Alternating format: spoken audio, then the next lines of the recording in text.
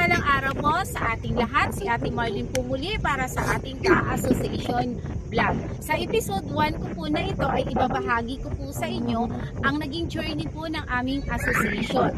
So kung inyo po nakikita, itong napakagandang tanawin na ito po ay matatagpuan sa Ulugan Bay na nasasakupan po ng 4 na barangay.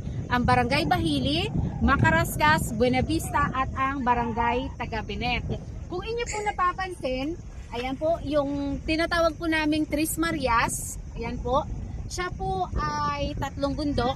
At kapag ikaw po ay lumabas na dyan, napakalakas na po ng hangin at ng alon. Lalo na po sa panahon po ng amihan na magsisimula po sa buwan ng July, August, September, October, November hanggang sa December. Kung kaya po kami po ay bumuo ng isang konsepto na livelihood program para po doon sa aming mga kabarangay na kapag hindi po sila makapunta doon sa kanilang paglalaot po sa West Philippine Sea na po ang labas niyan, sila po ay mayroon pong mapagkakakitaan.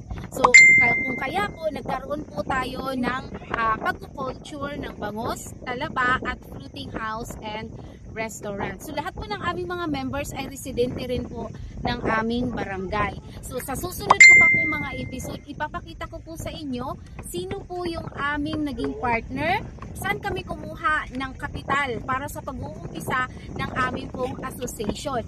Ano yung aming mga naging suliranin along the way sa aming pong proyekto. Siyempre lahat po naman ng mga samahan ay nagkakaroon po yan ng mga problema.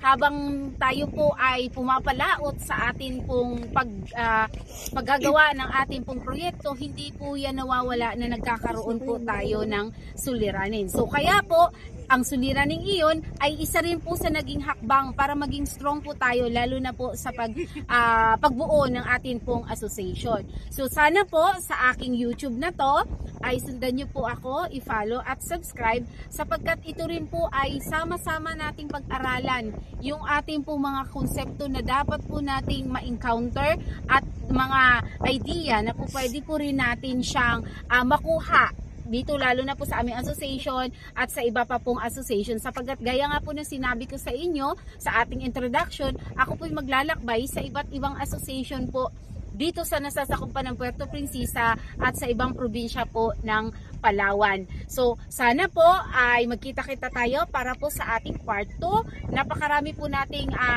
pag-uusapan doon. At gaya nga po sa ating government, ang government po natin ay may purpose.